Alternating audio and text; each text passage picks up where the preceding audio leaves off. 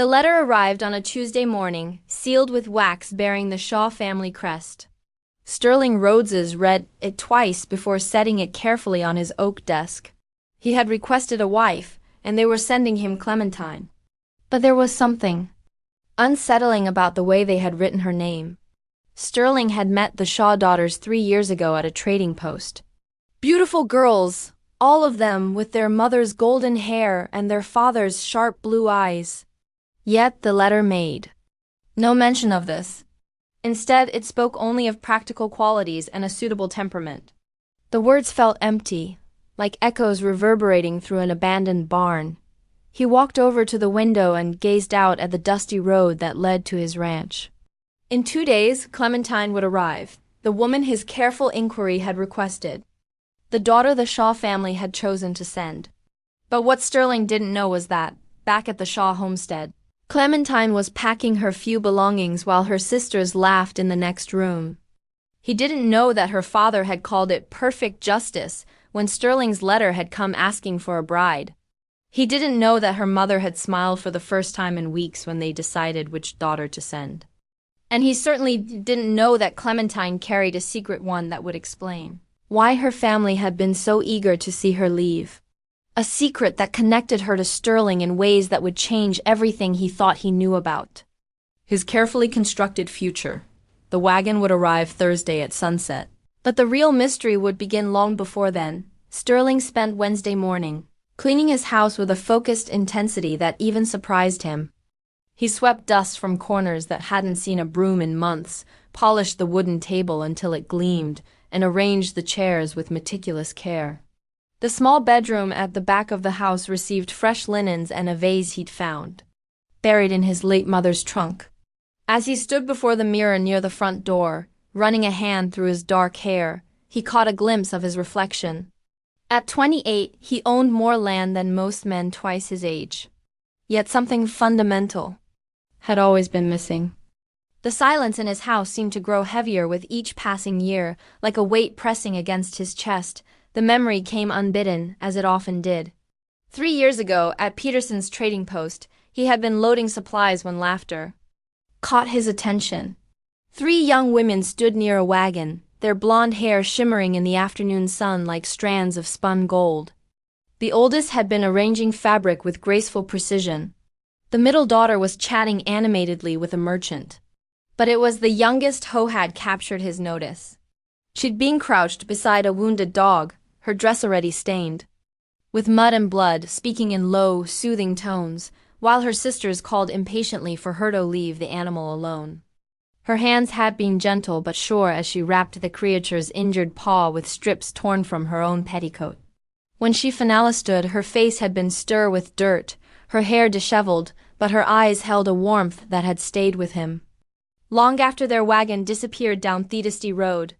That had been Clementine Shaw, the girl her father introduced with a dismissive wave as our youngest, while her mother's lips pressed into Athen line of disapproval. Sterling remembered how quickly they'd hurried her away from the injured animal, how her sisters had laughed at her stained dress. But he'd been watching her face when she thought no one was looking, and what he'd seen there had haunted him ever since.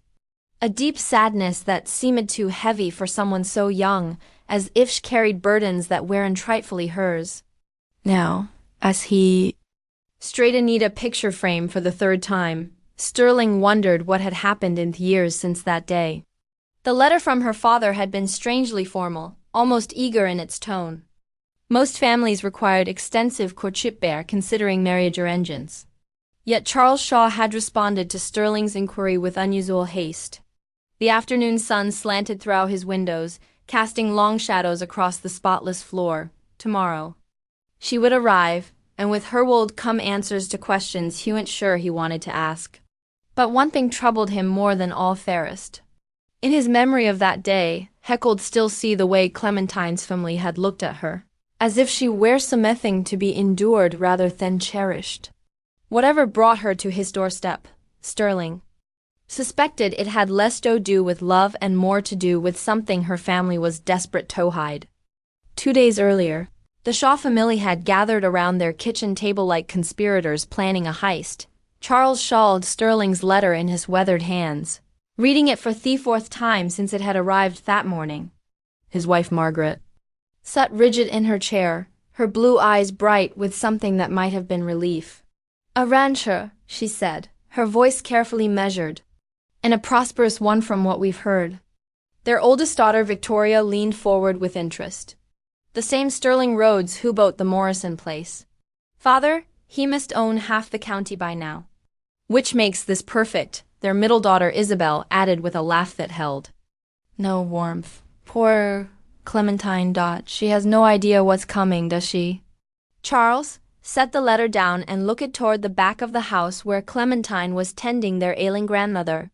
"She doesn't need to know the details. It's better this way." Margaret's fingers drummed against the wooden table. 3 years we've been waiting for an opportunity like this. 3 years off watching her become more of a problem every day. "Mother," Victoria warned, glancing toward the door. "She might hear you." "Let her hear," Margaret snapped. "That girl has brought nothing but shame to this family since she turned 16. At least now she be someone else's burden." The truth was that Clementine Shaw had indeed become a problem, but not in the way most families might expect from their youngest daughter. While her sisters had learned to simper and blush at appropriate moments, Clementine had developed an unfortunate tendency toward honesty. When Thebenker's son had tried to cheat their neighbor out of his land, she'd spoken up. When the preacher's wife had been skimming money from the church fund, Clementine had quietly gathered proof and presented it to the congregation. Each incident had been small in itself, but together they'd created a reputation that followed her family like a dark cloud. People had begun to look at the Shaws with suspicion, wondering what other uncomfortable truths their youngest daughter might uncover. "She asks too many questions," Charles muttered, running his hand through his graying hair. "Always watching, always listening. It's not natural for a young woman." Isabel stood and moved to the window, watching as Clementine hung laundry on the line behind their house. "Remember what happened with the Henderson contract? We would have made a fortune if she hadn't started asking where the money was coming from." Victoria nodded grimly. "Or the incident with Judge Morrison's nephew. We could have had connections in the territorial government if she hadn't insisted on speaking up about his drinking problem." Margaret's expression hardened. "This marriage arrangement solves everything. Sterling Rhodes lives 40 miles from here, far enough that her meddling won't affect our business dealings. And if us taken with pretty young wives as rumors suggest, he'll keep her busy now that she won't have time to cause a trouble." Charles folded the letter carefully and slipped it into his vest pocket. "Tomorrow morning we'll tell her about the engagement. She leave Thursday as planned." But none of them knew that Clementine had been standing just outside the kitchen door for the past 5 minutes, listening to every word they'd spoken. Clementine pressed her back against the wooden wall outside the kitchen, her heart pounding so hard. She was certain her family would hear it through the thin boards. The words echoed in her mind like stones dropped into a deep well. Burden, shame, problem to be solved. She closed her eyes and tried to steady her breathing. Part of her wanted to storm into that kitchen and confront them all to demand explanations for the years of cold holders and disappointed sighs. Another the part that had learned to survive in a house where love was rationed like water during a drought, told her to think carefully before reacting. 3 years ago, when she'd helped that injured dog at Peterson's trading post, her mother had slapped her hand away from the animal and hissed that decent young ladies didn't soil themselves with such nonsense.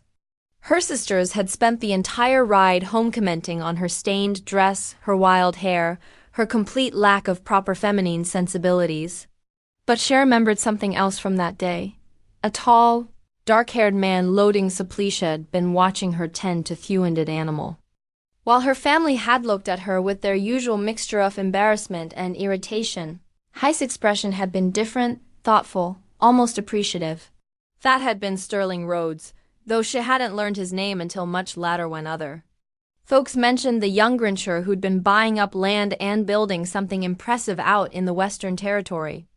Clementine heard chairs scraping against the kitchen floor and quickly moved away from Theodore, slipping around the side of the house before her family emerged. She needed time to think, to plan, to decide how she would handle this new information. Her grandmother's bedroom was quiet and dim, heavy curtains blocking most of the afternoon light. The old woman lay still beneath her quilts, her breathing shallow but steady. Clementine pulled a chair closer to the bed and took her grandmother's wet hand in her own. "I heard them talking, Grandmama," she whispered, though she knew the older woman could no longer respond. "They're sending me away to marry a man I've never spoken to. All because they think I caused too much trouble." She thought about the Henderson contract her family had wanted her to ignore, the money that had appeared in their accounts with no clear explanation of its source. She thought about Judge Morrison's nephew and his midnight visits to the saloon, the bruises she'd seen on his wife's arms, the way her own father had warned her to mind her business when she tried to speak up. Maybe she did ask too many questions. Maybe she did see things that were easier left unexamined. But she'd watched her father shake hands with men who left honest families homeless, seen her mother smile sweetly while counting money earned through others' misfortune. The sound of footsteps in the hallway made her straighten. Tomorrow morning, they would tell her about Sterling Rhodes and the marriage arrangement, expecting her to accept their decision with the meek gratitude they'd never bothered to earn. But Clementine Shaw had spent 22 years learning to read the truth behind people's words, and she was done pretending she couldn't see what was right in front of her. The next morning arrived with the kind of crisp autumn air that made everything seem sharper, more real. Clementine sat at the breakfast table while her father cleared his throat and delivered the news she'd already heard through thin walls. She nodded, at appropriate moments asked the questions they expected, and accepted their explanations with the quiet resignation they'd come to expect from their youngest daughter. "Sterling Rhodes is a good man," Charles said, his eyes not quite meeting hers. "You'll want for nothing." "And it's time you married," Margaret added with forced brightness. 22 is quite old to still be living under your parents' roof." Victoria and Isabel exchanged glances across the table, their expressions careful and neutral. They'd perfected the art of looking innocent when cruel plans were unfolding, a skill Clementine had watched them develop over years of small betrayals and calculated kindnesses. By Thursday afternoon, Clementine's few belongings were packed in a single worn trunk.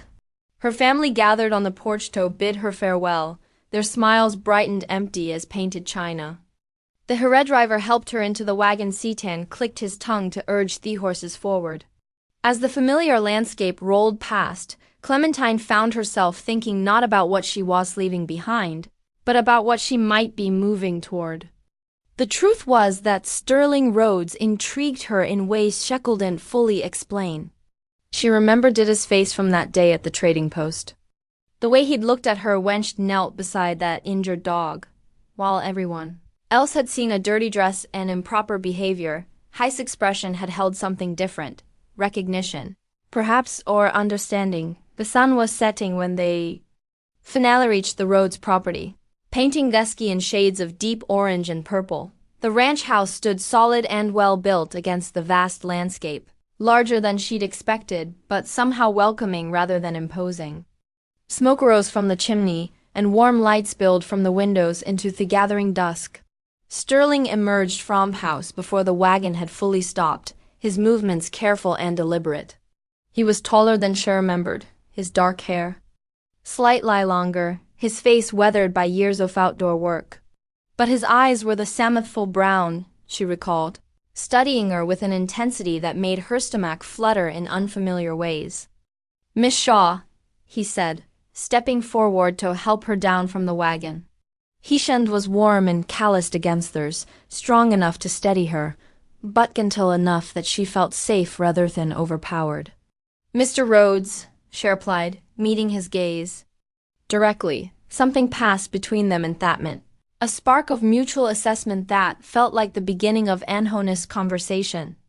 But as the driver unloaded her trunk and Sterling led her toward the house, Clementine couldn't shake the feeling that her arrival had set something in motion that would change both their lives in ways neither of them could yet imagine. The real test would come with whatever happened next. Sterling's house was nothing like what Clementine had expected. The front room held sturdy furniture arranged for comfort rather than show.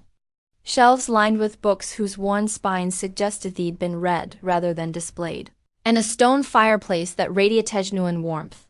It felt like a home built by someone who valued substance over appearance. "Are you hungry?" Sterling asked, setting her trunk near the door. "I've got stew warming on the stove," she nodded, surprised by how hungry she actually was. The long wagon ride had left her stiff and tired, but Sterling's quiet presence was oddly soothing. He moved through his kitchen with practiced efficiency, ladling thick stew into bowls and cutting fresh bread with steady hands. They ate in comfortable silence for the first few minutes. But Clementine was acutely aware of how he watched her from across the table. Not in the appraising way men sometimes looked at women, as if calculating their worth, but with genuine curiosity, as if he were trying to solve a puzzle he found genuine interest. "Your family spoke highly of you," he said finally. Though something in his tone suggested he was testing the truth of that statement. Clementine set down her spoon and met his gaze directly. "Did they?" Sterling leaned back in his chair, a small smile playing at the corners of his mouth. "Actually, no, they didn't. Your father was eager to make arrangements, but he said very little about you personally. Your mother mentioned that you were practical." "Practical?" Clementine repeated, tasting the word like something bitter. "That's a kind way of saying unremarkable." "Is it?" Sterling's brown eyes held hers steadily. "I remember you from Peterson's trading post 3 years ago. You tore strips from your own petticoat to bandage a wounded dog, while your family told you to leave it alone. That didn't strike me as unremarkable." Heat rose in Clementine's cheeks, though whether from embarrassment or something else entirely, she couldn't say. "You remember that?" "I remember thinking Phaeton who would ruin her dress to help a suffering animal was someone worth knowing better." He paused, his expression growing more serious. "I also remember how quickly your family hurried you away from that dog, as if your kindness was something to be ashamed of." Clementine felt something tight in her chest begin to loosen. For 3 years, she'd believed that incident had been just another example of her failure to meet her family's expectations. The idea that someone had watched and seen value rather than disappointment was almost too much to process. "Why did you retito?" "My father?" she asked. "Why or family specifically?" Sterling was quiet for a long moment, his fingers tracing patterns on the wooden table. "Because you've been looking for someone real, someone who sees the world as it actually is rather than as it should be. Your family has a reputation for producing beautiful, accomplished daughters. But that day at the trading post, I realized I wasn't interested in beautiful and accomplished." He looked upon her then, and the intensity in his gaze made her breath catch. "I was interested and honest." The next morning, Clementine woke to the sound of Sterling moving quietly through the kitchen. Paladon light filtered through the small window of the back bedroom, and for a moment she lay still, trying to process where she was and why it felt less frightening than she'd expected. She dressed quickly in her simplest dress and found Sterling at the stove, already preparing breakfast.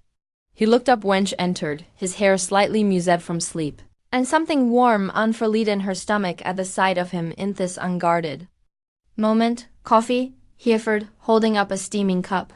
"Please." She accepted the cup gratefully, wrapping her fingers around warm ceramic. "You're up early. Ranch work starts before sunrise," he said, cracking eggs into a hot pan. "But you don't need to keep those hours. This arrangement is meant to benefit both office, not make your life harder." Clementine studied his profile as he cooked, noting the strong line of his jaw, the way his shoulders moved beneath his work shirt. "What exactly do you hope to gain from this marriage, Mr. Rhodes?" He glanced at her, something unreadable flickering in his expression. "Call me Sterling, and that's a fair question." He plated the eggs and handed her a fork. "I've spent the last 5 years building this place from nothing. Good land, solid house, enough livestock to support a family. But it's been lonely work. Lonely enough to marry a stranger. Maybe." He sat across from her, his own breakfast untouched. "Or maybe I'm hoping she won't stay a stranger for long." "The way he said it made heat spread through Clementine's chest. She'd expected this arrangement to be purely practical.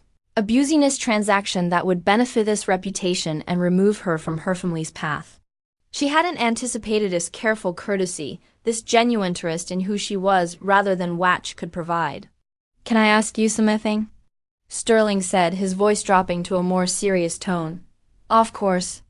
Yesterday when I helped you down from that wagon, you looked at me like you were trying to decide whether I could be trusted, like you learned to be careful about trusting people." Helen forward slightly. "Was I right about that?" Clementine set down her fork, her appetite suddenly gone. The question was too perceptive, too close to truth she'd spent years learning to hide. "I found that people often want things from you that they're not willing to ask for directly."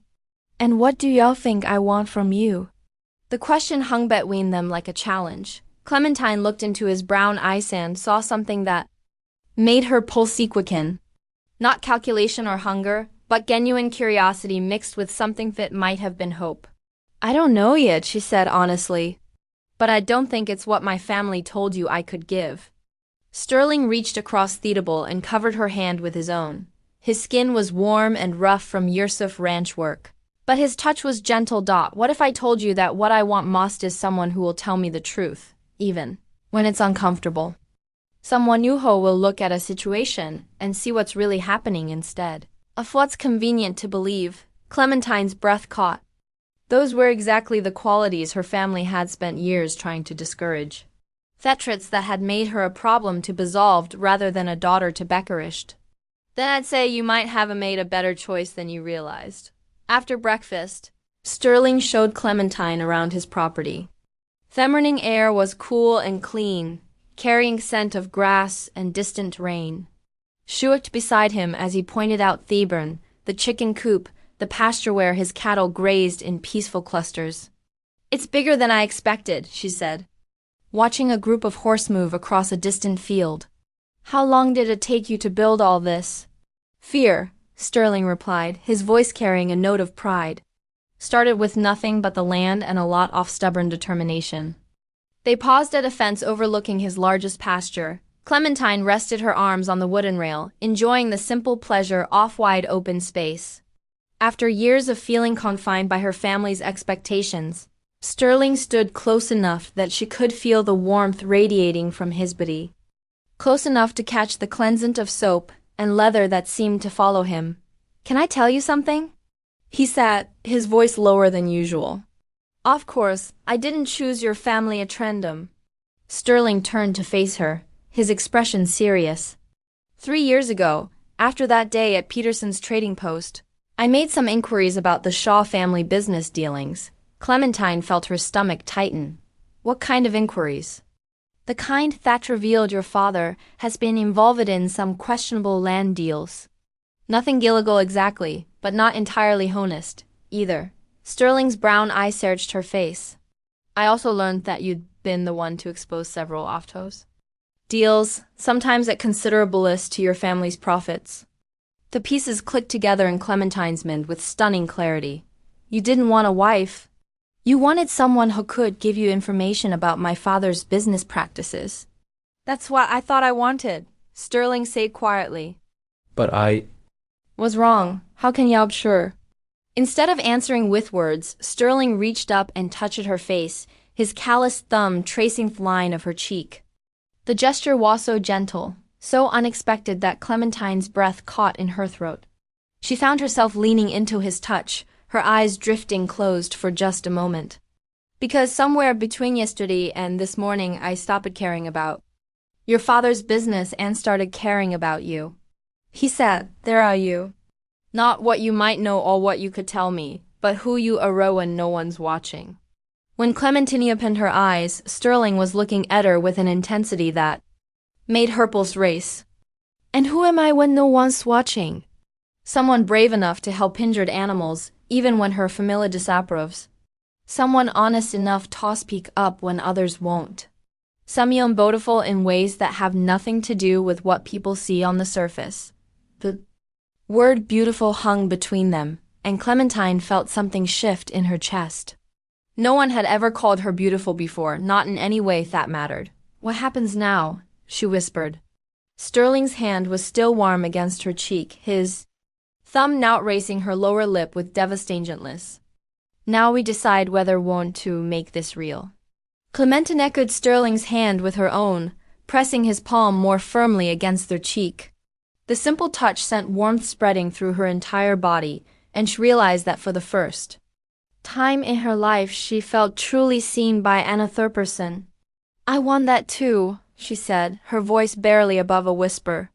"You want this to be real." Sterling's eyes darkened, and he stepped closer until there was barely space between them. "Are you certain? Because once we cross this line, there's no going back tobing strangers who happen to share a convenient arrangement." Instead of answering with words, Clementine rose on her toes and kissed him.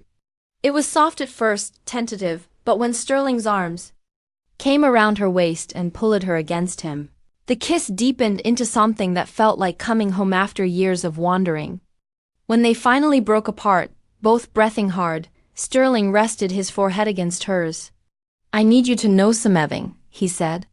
"Whatever brought you here, whatever your family's reasons were for sending you, none of that matters to me anymore. You're not a burden or a problem to be solved. You're exactly what I've been looking for without knowing how to name it." Tears pricked at Clementine's eyes, but they were tears of relief rather than sadness.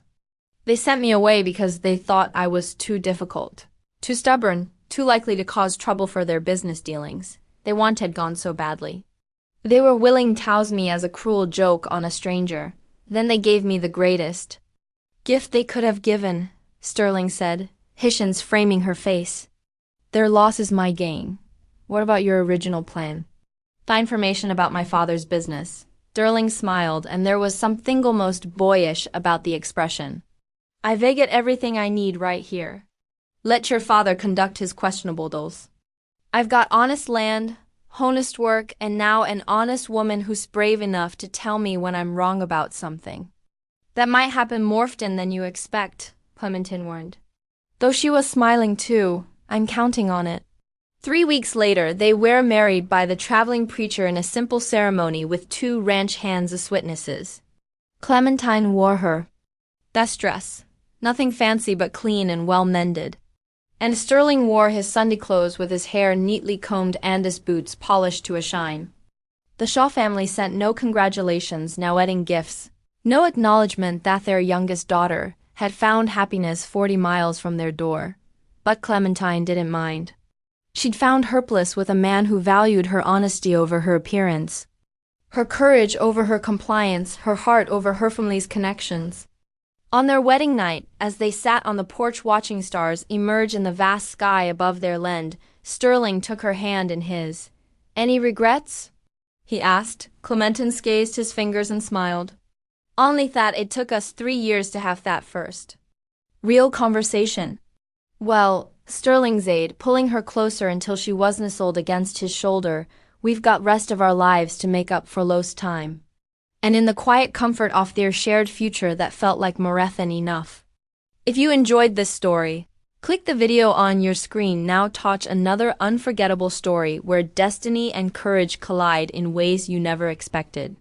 Don't forget to subscribe and consider a super chat to help us keep bringing you more stories like these.